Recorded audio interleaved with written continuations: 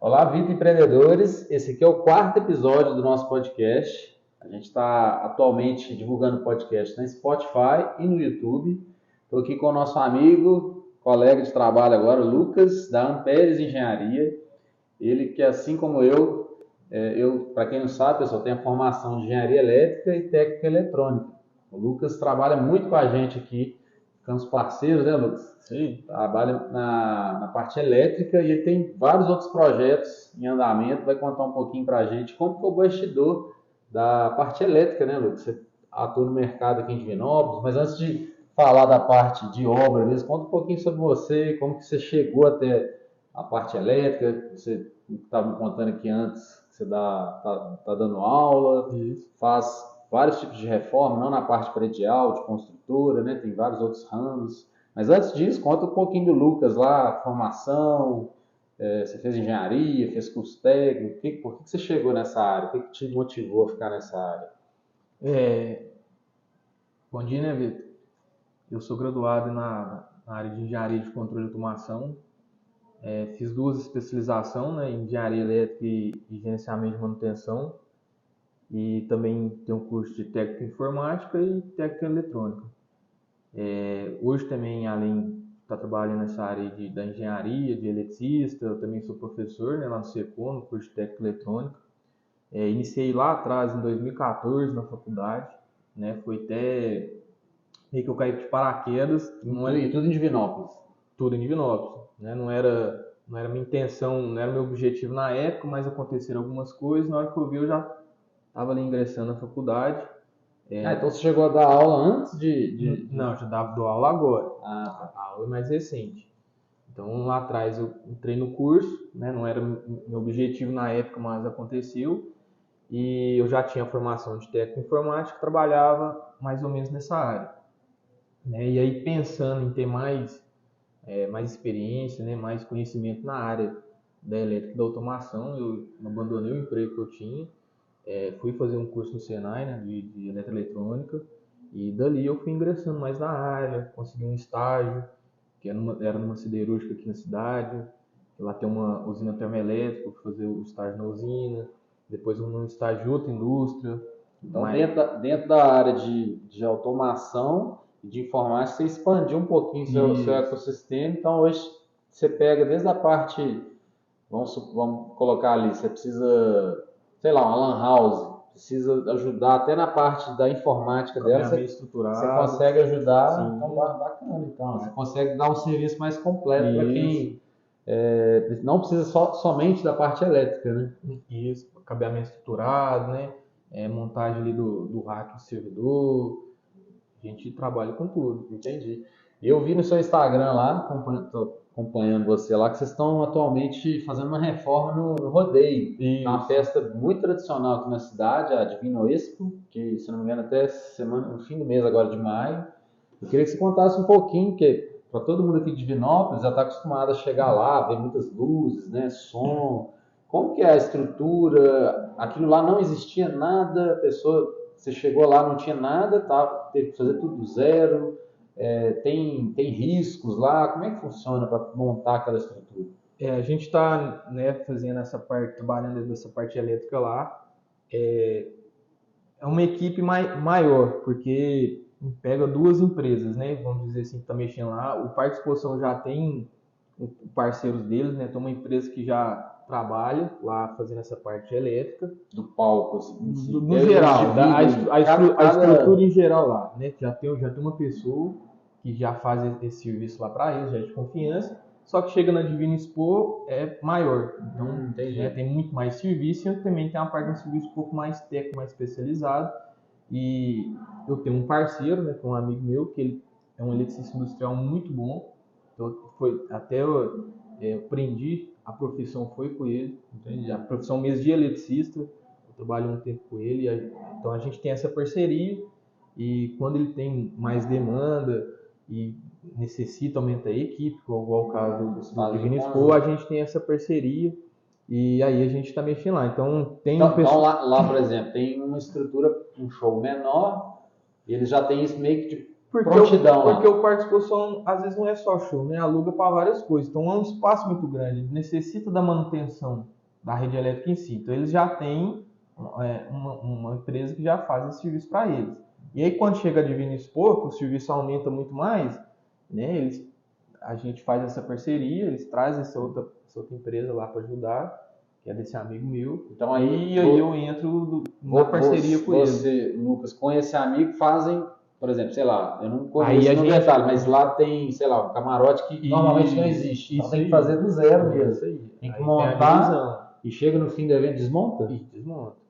Inclusive, no ano passado, eles ficaram, né, responsáveis pela parte do palco, camarote Brahma, se não me engano, o camarote do Super Bull e acho que o Sindicato Rural, enquanto o outro pessoal fica mais na parte ali dos escritórios, da parte da lanchonete, né? Então, assim, faz essa divisão. Esse ano, o camarote Brahma e o Super Bull, o pessoal, como eles vêm de fora, o pessoal de São Paulo, o camarote exclusivo deles, o rodeio, entre aspas, não tem muito participação no camarote, né? Eles cedem um espaço para o camarote fazer a execução da obra lá. Aí eles já trouxeram uma equipe para fazer só o camarote. Então nós estamos fazendo hoje o palco, a ligação do palco. Toda a parte elétrica do palco, então, todas aquelas iluminações? Não, a gente alimenta.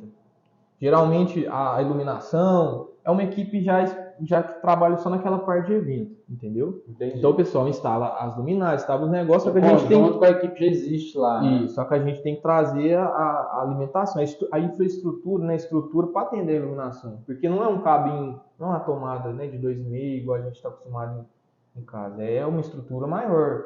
Então você tem que trazer direto lá da subestação. O Parque de Exposição hoje tem uma infraestrutura elétrica de média tensão, que é 3.800 volts, só deles lá dentro do parque, que corre. Não é a CEMIG, é deles, é do parque. Entendeu? Inclusive, teve um acidente, né, se não me engano, ano passado, que foi aqueles ventos que derrubaram, né, a estrutura. Sim, foram as chuvas. Isso mesmo. Então teve que refazer aquilo tudo de novo. Então, teve uma grande chuva que destruiu não só o parque, né? Eu acho que essa estrutura caiu até na rua. Tem um posto de gasolina ali na frente. Então, assim, essa infraestrutura, por conta do vento, né, arrancou, caiu, e ela caiu toda em cima dessa parte lá de média tensão lá, que está no palco. Então, assim, a gente teve que refazer todo esse serviço também. A gente que fez. Então, para esse ano é praticamente uma subestação que fornece a energia, o padrão de entrada, né, da nossa a energia elétrica lá para o palco, para a geladeira, lá onde fica os freezer dos camarotes. Então tudo isso foi refeito. Teve que ser refeito. A gente passou os cabeamentos tudo novo, né, fez a ligação da subestação, fez a ligação dos transformadores lá.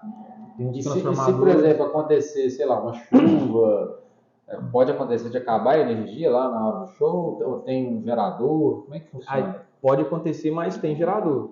Tem vários geradores pontos lá. Em cada transformador tem um gerador. Tem um gerador específico para o palco, tem um gerador lá para os camarotes. Então pode acontecer qualquer coisa que a festa da parte elétrica não vai... Pode acontecer de às vezes cair, ficar uns minutos, né, até o gerador entrar, mas assim, o parque a estrutura está preparada. Interessante. É uma coisa que normalmente quem chega não faz a menor ideia. Né? Inclusive, ano passado aconteceu isso, né, no show da Ana Castelo.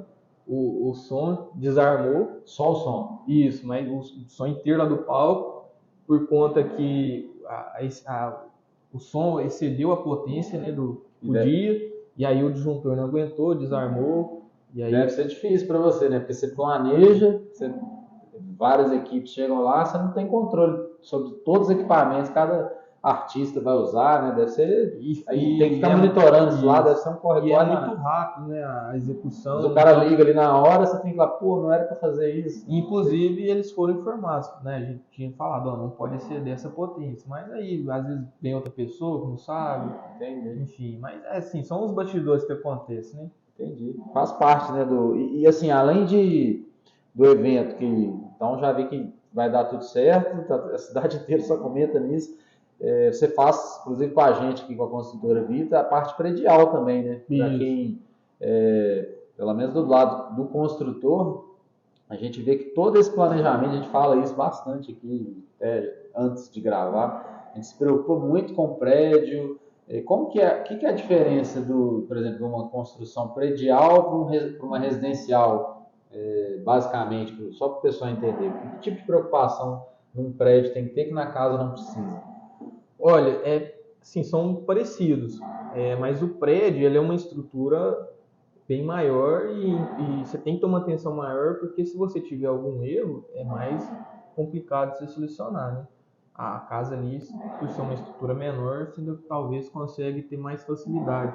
Mas o prédio, né, uma estrutura bem maior, bem mais para chegar a complicada. energia em todos os Isso. pontos dos apartamentos. Então, A gente sim, está até fazendo um prédio no Bom Pastor que você já está atuando bem antes. isso. E aí, se precisar lá na frente, nossa mãe, agora quer fazer, sei lá, uma sala de cinema aqui, vai ter que ter um quebra-quebra que não poderia ter sido planejado antes, né? Isso. Que a infraestrutura é mais difícil de você chegar, né? E além disso, tem a energia interna para cada consumidor, né? Porque são vários consumidores no mesmo terreno.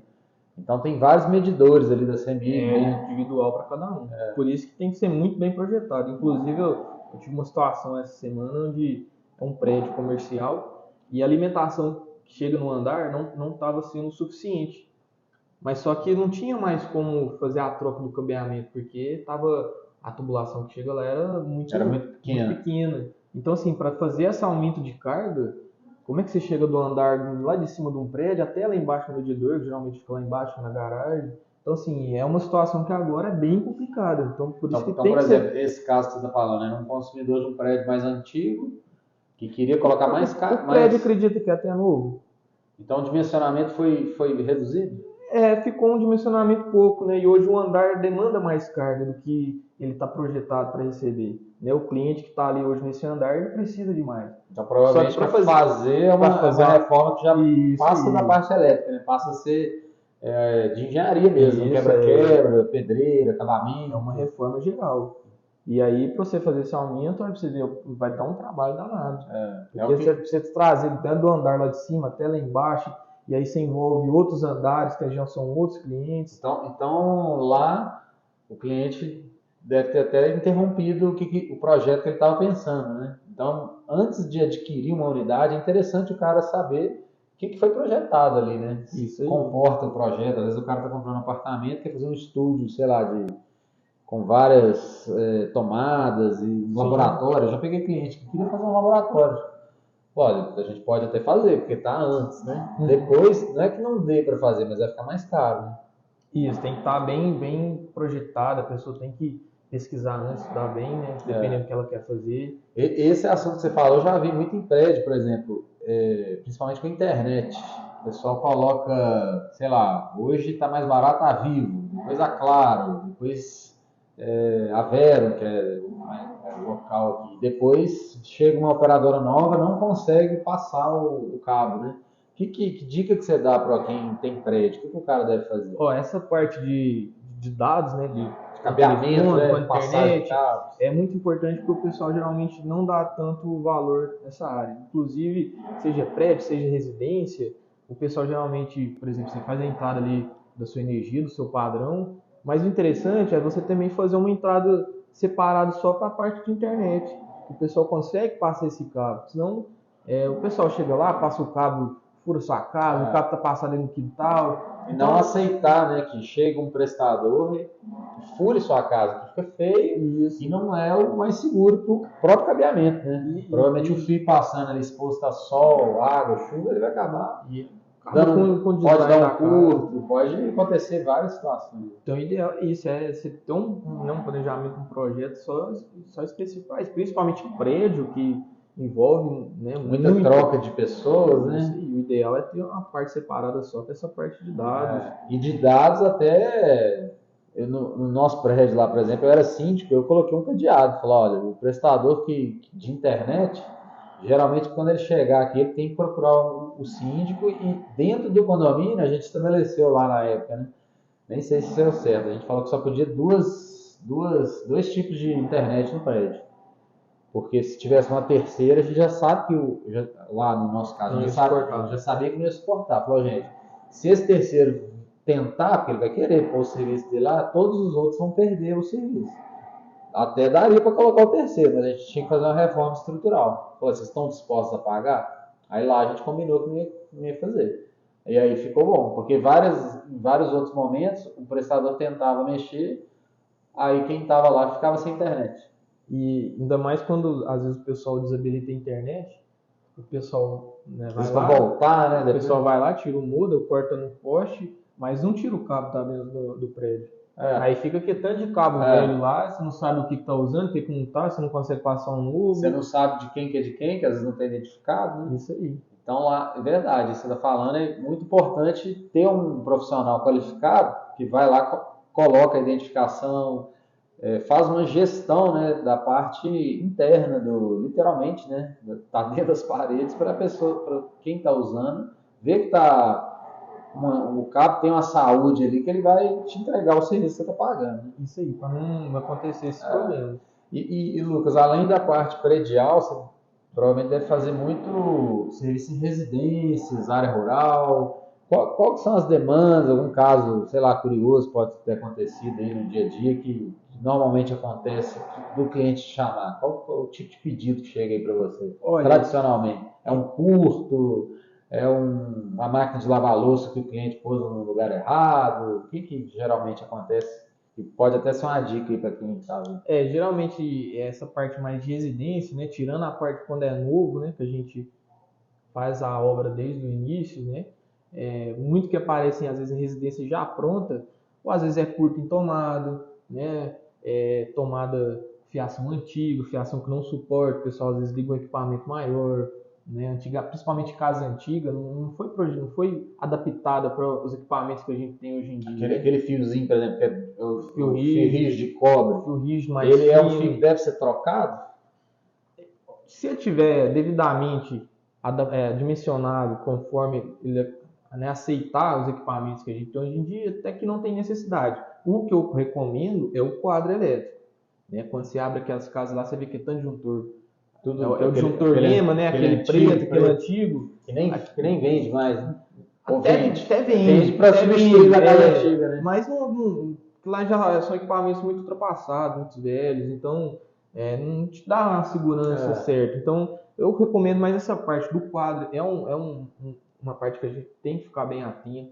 Né, pra você não... a proteção, né? Para caso não poder. Eletricidade é perigoso. É perigoso. Dá aquele cara que pega a faquinha de pão lá para fazer uma emenda de tomada. No caso desse fio rígido, às vezes pode dar um curto se ele não estiver bem conectado. Pode. E o fio rígido acaba que ele é ruim de trabalhar por causa disso, porque ele não é muito maleável. Então, às vezes você quer fazer uma ligação numa tomada, no interruptor, é difícil fazer uma emenda, é difícil ligar, aí às vezes ele não fica bem capado, então gera um risco. Às vezes o cara tem acha que tem uma economia, não chamar você, por exemplo, a casa dele pode até pegar fogo e gastar muito mais depois. Né? Uma coisa que eu vejo muito acontecer, principalmente em casos um pouco mais antigos, são fugas de corrente, que é quando alguma parte da casa, a fiação pega na caixinha, que antigamente as caixinhas eram metálicas, né? Hoje em dia até de plástico, mas antigamente era metálico. Às vezes pega na caixinha ou pega na própria parede e não dá um curto-circuito a ponto do disjuntor desarmar, mas dá uma pequena fuga de corrente. E essa fuga de corrente, ela fica constante, é como se fosse um equipamento ligado o tempo inteiro. Então pode dar um choque. E não é que pode dar um choque, mas o que acontece muito? A conta de luz aumenta. Então o pessoal fala assim, não, eu pagava R$200 de luz e hoje eu estou pagando 500. Então às vezes o pessoal fala, não, Lucas, a conta lá em casa está cara. Não entendo. É como se você tivesse um equipamento ligado o tempo inteiro. Porque aquele fio está encostado na parede e está descarregando energia. Nem que seja pouco, mas está descarregando. Então o pessoal tem um custo muito grande nisso. Então essa fiação ela deve ser analisada? Como é que o cliente... entra nessa parte, porque às vezes é um fio rígido, às vezes é um fio que não ficou bem isolado, às vezes a instalação não foi bem feita, entendeu? Então a dica é faça o projeto. Se você está com um problema, até mesmo pela tomada, não invente moda, né? Faça o correto, porque provavelmente se você fizer lá a emenda errada, vai prejudicar lá dentro. Vai prejudicar. Então, Contrate um profissional qualificado para te fazer o serviço, para te orientar. Isso entra na parte do quadro. Né? Se você tem, por exemplo, um DR, que é um dispositivo contra fuga de corrente, ele desliga. Te protege contra choque elétrico e te protege contra esse dano. Né? Se tiver uma fuga ali, ele vai entender. O disjuntor é contra curto. Então tem essas diferenças. O pessoal fala, não quero investir, não quero gastar, mas você está correndo risco de estar tendo esses problemas. E o que a gente vê aqui também bastante, a gente faz orçamento, muitas casas que não tem aterramento. Isso. Qual que é a importância do aterramento para essa fuga de corrente aí, para o cliente entender por que deve ter aterramento? Olha, o aterramento ele tem, né, 2 princípios básicos ali. O primeiro é ajudar na segurança da própria pessoa. Né? Então, o aterramento, por exemplo, você tem uma estrutura metálica ali, um equipamento que é metálico, por exemplo, um micro-ondas. Se lá dentro do micro-ondas internamente um cabo solta lá, ele vai jogar energia para essa carcaça do micro-ondas. Se por acaso você encostar, você vai tomar um choque. E o pessoal acha que choque, não é um choque pequeno. Um choque de 0,03 amperes, que é mínimo, já é o suficiente para matar uma pessoa. Porque o que mata não é a intensidade do choque que você está tomando, é porque a corrente elétrica ela passa numa frequência, né? E o nosso coração também bate uma frequência. Então ele vai tirar seu coração da sua frequência. Então, se o cara der azar lá dela passar pelo coração... Se você tomar um choque que vai passar aqui nessa região, você morre não pelo choque, mas pelo seu coração ele sai da frequência. Então por isso que é importante. O aterramento, se você tem um equipamento aterrado, se acontece um incidente desse, ele vai jogar energia para o terra. Então ele te protege se você tomar um choque. Outra coisa também, um aterramento muito importante, para a gente fazer a instalação do DPS nos quadros. Né? O DPS é o dispositivo de proteção contra surto, que é o que? É o para-raio. Então, se você cai um raio na sua residência, em vez de queimar seus equipamentos, o DPS atua e ele vai jogar a tensão sobressalente ali na rede por terra. Então, protege para você não queimar seus equipamentos. E a gente acha que não, isso acontece muito. E o DPS é um dispositivo de proteção contra um raio. Isso. E residências deveriam ter esse DPS? Deveriam ter. Porque o raio, às vezes o raio tem um raio... Ele cai no lugar ele tem um raio de atuação. Ele tem um raio de atuação muito grande. Então, ele não precisa cair necessariamente dentro da sua casa. Se ele cair até X quilômetros lá, a norma consegue falar isso pra gente bem, ele tem um campo magnético muito grande que ele pode interferir na sua... Então, não necessariamente a casa tem que ter um para-raio. Com o DPS... O DPS já consegue proteger. Consegue proteger. E pode cair na rede elétrica, às vezes o raio cai na rede elétrica. Então, tudo que está interligado ali vai ter essa sobretensão. Entendi. E no caso, por exemplo, do que você citou, se vamos supor que tem uma fiação errada, está tendo fuga de corrente e está fazendo o cara gastar mais dinheiro, como se fosse um equipamento invisível ligado. Isso. O aterramento ele ajuda a pessoa somente a não tomar o choque, né? Isso. Ele está com uma fuga de corrente, se ele pôr a mão lá, uma criança, pode tomar um choque. Com o aterramento ele não vai tomar um choque. Se tiver o aterramento bem feito e ligado num equipamento, que tem alguma parte metálica, você vai encostar no equipamento em si, aí ele vai te ajudar a você não tomar. Agora, pode acontecer do aterramento estar na estrutura e, por exemplo, se você pegar no aterramento... Vou dar um exemplo, já aconteceu até na casa da minha avó, aconteceu essa fuga de corrente. E aí as paredes estavam, né, conduzindo eletricidade, só que a gente tomava choque no box do banheiro, porque o box é metalizado, e estava parafusado na parede, então na hora que você encostava no box, ou no próprio chuveiro, na hora de ligar ele, não tomava choque. Então isso acontece. E não tem como ali o aterramento não está ligado nessa parte, né, metálica. Mas aí a gente tem um DR. Já aconteceu isso também na casa da minha avó. O que deve ser feito nesse caso aí? Aí tem que levar um profissional, ele vai analisar a casa, vai identificar onde que está essa fuga, né, e vai então você tem que direcionar nesse caso é a fuga de corrente? Isso, fuga de corrente. Então você tem que direcionar ela para o aterramento sem que passe pelo... Na verdade você tem que achar onde está a fuga. Você tem que solucionar o problema. Às vezes tem no chuveiro lá, tem um curtozinho que se você trocar o cabo já resolve. Você tem que solucionar. E um jeito de você evitar que isso aconteça é com o DR. Porque o DR ele é um aparelho bem parecido com o disjuntor, porém o intuito dele é identificar a fuga de corrente. O disjuntor vai identificar um curto ou uma sobrecarga, né, que é uma corrente muito alta. Então, mas aí só para o pessoal entender, você coloca esse DR junto com o disjuntor, no caso lá da sua avó. Isso. Ele desliga o disjuntor ou ele para de dar o choque lá no... Ele vai desarmar. O DR vai desarmar. Vai Se tiver identificar, qualquer... o problema está nesse disjuntor aqui. Aí eu vou chamar o Lucas lá e ele vai, ó, é aqui que tá... Depende. Se for individual, você vai saber qual o circuito. Agora você pode colocar ela no geral que ele vai desarmar. Entendi. Aí você tem o... Aí tem que achar o ponto. O eletricista vai ter que, né, ir procurando para tentar identificar. Entendi. Mas o DR, o interessante é que ele não vai deixar a fuga nem passar para a parede. Não precisa só você tomando choque. Qualquer fuga que tiver, ele identifica. Ah, entendi. Então aí a casa vai ficar desligada até resolver o problema. Isso. Senão ele não vai permitir ligar. Isso. Aí você não vai pagar uma conta acima do normal, você não vai correr um risco de tomar um choque. Então, assim, um quadro, a gente acha que o quadro é simples, né? Tem que pôr só um disjuntor lá, legal. Não é. Realmente, para você ter uma proteção maior, para você ficar... Pelo menos o DR deveria ter, né? Para dar mais segurança. Mais segurança. Então, assim, são vários pontos, né? Hoje a gente vê muito, assim, a gente até conversou disso antes, questão da energia fotovoltaica. Isso ainda é uma tendência, cada pessoa deveria ter na sua casa, a CEMIG está diminuindo isso. Como é que você vê isso? Olha, eu acredito que sim, que seja uma tendência, porque até nessa questão de renovável, né, de energias renováveis, Energia limpa, né? Energia limpa, talvez seja, né, o principal que a gente tem aí.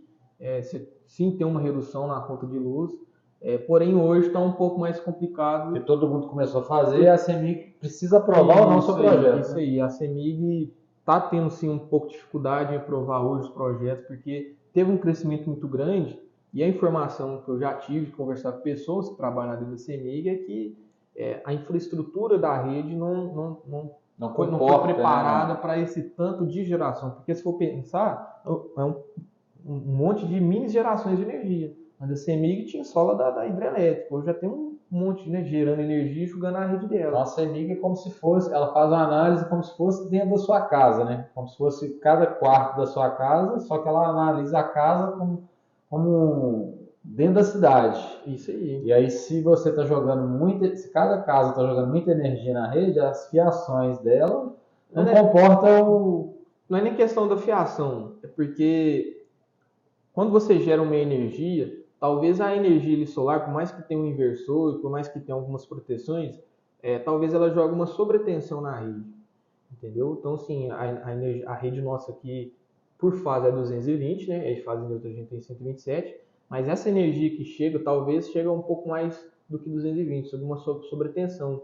E a rede da CEMIG, ela tem que estabilizar isso, porque ela não pode jogar uma sobretensão nas outras residências, porque senão você vai queimar os equipamentos. Então, sim, a informação que eu já conversei com o pessoal lá da CEMIG, um dos motivos deles estarem um pouco mais, né, segurando... Tem como garantir, né, que vai ter seria sobre isso. Entendi. E aí, isso pode abrir a possibilidade do cliente gerar para si próprio, sem jogar na CEMIG? Isso pode? Se ele gerar lá a própria energia, sem jogar na rede? Pode, porém... O que é o problema? Aí são circuitos isolados, né? Ele não vai conseguir... O que é o problema hoje da geração? Você gera energia, porém a energia que você está gerando você tem que consumir. Para você armazenar essa energia que é o complicado. Que são as baterias, aí né? você tinha que ter baterias gigantes, enormes, para você conseguir armazenar energia, que aí você usaria conforme você precisasse. Então hoje talvez a dificuldade maior é essa, porque você tem que gerar energia e tem que consumir. Mas, por exemplo, o cliente tem uma energia fotovoltaica que às vezes a CEMIG não aceite, por questões dela própria, igual você citou. Ele pode ter dentro da casa dele só para uso próprio, sem estar ligado à CEMIG? Pode, mas igual eu te falei, é um pouco inviável hoje ainda.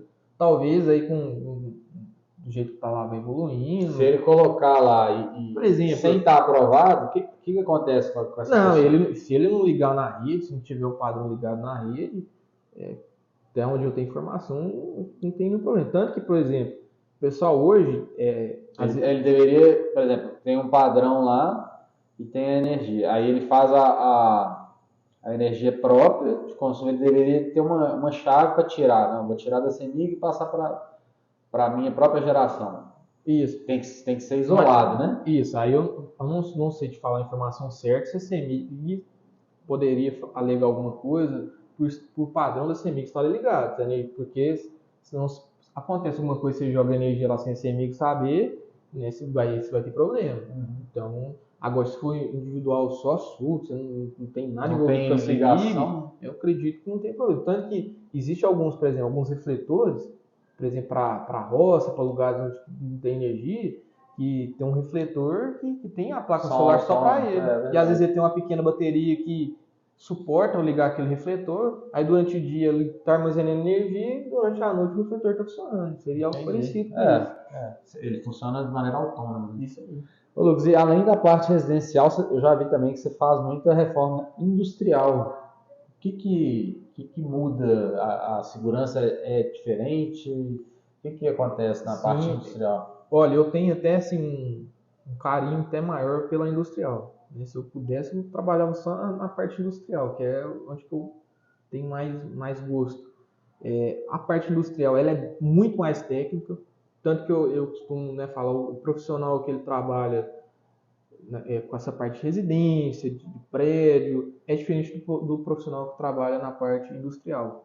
Né? É muito mais técnico, demanda mais estudo, demanda mais São conhecimento. equipamentos diferentes, né? Demandas completamente diferentes. Isso aí.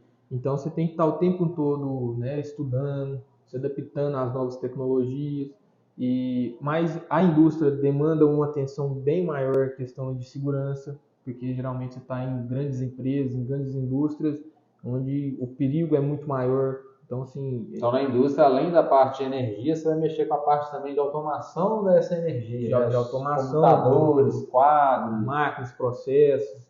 Né? Então, você tem um processo ali todo industrial. Então, se antes lá na residência, você falou do dispositivo de surto, era uma dica, lá na indústria o buraco é outro, né? O buraco é bem mais embaixo. Lá tem processo, protocolos, tem que seguir, porque se acontecer algum problema, a chance de virar caveirinha lá. E indústria é uma responsabilidade muito grande, não só da segurança nossa, né, da proteção, também porque envolve uma demanda.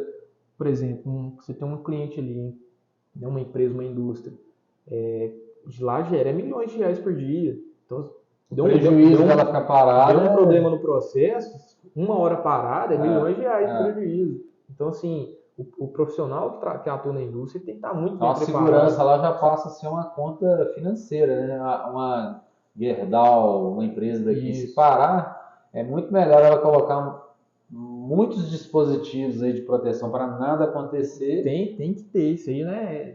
Não pode nem passar. Residência, prédio, muita coisa ainda passa batido, porque por mais que existe o risco, né? Tem a parte de segurança, sim, mas é bem menor. Dentro da lei é feito, mas se você puder eliminar mais ainda a probabilidade de ter problemas, para a indústria, além de ser obrigatório, financeiramente só tem fatores interessantes. Inclusive, você citou a Gerdau, eu já trabalhei lá dentro da Gerdau já. A Gerdau, por exemplo, um serviço que você faz um dia fora aqui, né, um eletricista autônomo, dentro da residência, lá na Gerdau é um mês para você fazer o serviço. Justamente por questões de protocolo, né? Até você entrar lá já é. Vou dar um exemplo. Você entrar hoje na Gerdau, você trabalhar lá, você tem que fazer prova. Se você não for provado, eles não deixam você entrar lá dentro. Porque lá dentro você não. É questão de segurança. Né? Você precisa ter noção de quem está ali dentro, porque envolve vários outros profissionais. Isso aí. Eu falo, muita gente que às vezes eu encontro, né, eletricista na rua, a gente trabalha junto assim, e eu falo, da forma que você trabalha aqui, você for lá na Gerdau, você não consegue trabalhar não. Por causa da burocracia, né, dessa parte papelada, de segurança, mas é preciso, tem que ter. Então lá, por exemplo, na Gerdau, a gente ia fazer todo o serviço, todos os dias, a gente ia fazer o mesmo serviço que a gente foi contratado. Tinha que preencher toda a documentação. Era a análise preliminar de risco do serviço, era a permissão de trabalho, né? Eu como supervisor lá, eu tinha que fazer uma documentação falando quais que eram os riscos que aquela atividade podia ter, o que a gente está fazendo para evitar, né? Quais EPIs que a gente tem que usar. O que você vai fazer, né? Aí basicamente o planejamento que você vai executar. E isso era diariamente, era todo dia. Para não acontecer nenhum tipo de problema. Praticamente eu demorava a manhã inteira para conseguir a liberação do documento para a gente fazer um serviço. E às vezes um serviço simples. Eu quero pôr uma tomada aqui. Para pôr uma tomada simples lá. Era a manhã inteira, fazer a documentação. Aí eu tinha que ir no gerente da área para ele assinar, para ele autorizar. Eu tinha que ir no técnico de segurança. A gente tinha que isolar o local, tinha que estar com os EPI, capacete, óculos protetor, né? O uniforme não é o mesmo, o uniforme tem que ser o classe 2, né, de NR2, a gente qualquer intervenção, às vezes no alto forno, que, sei lá, se não for bem planejada, imagina o acidente que vai dar. Pode comprometer a fábrica inteira. Você usar, por exemplo, um equipamento aqui para fazer um corte rápido, uma lixadeira. Você tinha que botar um uniforme, que é o avental de vaqueiro, blusão, luva, tipo, óculos, protetor facial. Às vezes você fazer um corte assim, ó, rápido, mas você tinha que estar todo... Faz sentido. Acaba que é o ideal, né? Todo mundo deveria ser assim. Mas se quando você está na rua, o cara às vezes coloca só um óculosinho, corta ali rapidinho. No dia a dia, a pessoa passa batido, mas está assumindo risco. Né? Indústria não. Indústria, porque ali o risco realmente... E a gente vê, acontece muito acidente. Né? O pessoal perde um membro, perde a vida. A Gerdau que mesmo a gente já ouviu relatos disso. Então, assim, realmente é perigoso e a gente tem que se atentar a isso. Tem que se atentar. Lucas, e só para o pessoal entender, qual que é a sua área de atuação? Somente em Divinópolis? Você já citou aqui, predial, residencial, industrial, eventos. O serviço da Amperes, a engenharia, quem quiser contratar, é só em Divinópolis, e dá alguma dica para o pessoal de casa, falar, gente, não faça isso, faça aquilo. Se precisar de informação, pode mandar uma mensagem para a gente, que eu mando para o Lucas. Hoje a gente está trabalhando, né, em todas as áreas, vamos dizer assim, tanto predial, residência, industrial. Né? Eu costumo falar que eu vou criar uma solução para a demanda que o meu cliente vai precisar. Então, a demanda que você tiver, o problema que você tiver, você pode procurar a gente vai estar lá, vai analisar, vai estudar, vai te dar a melhor solução.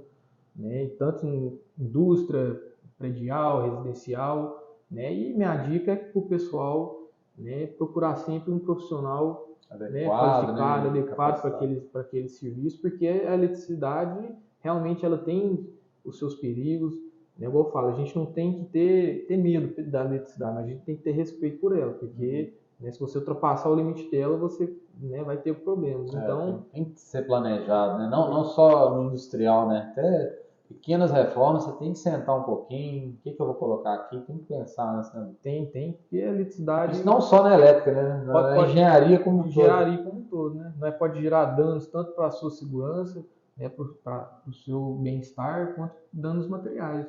Então quem estiver em casa lá na hora que for desligar, mexer no chuveiro, fazer uma extensão, tenta pelo menos estudar um pouco, né? Pelo menos estudar, e se vê que está difícil, gente, chama um profissional, porque um choque às vezes pode custar sua vida. Pode custar sua vida. Ninguém vai querer, com certeza, isso. Né?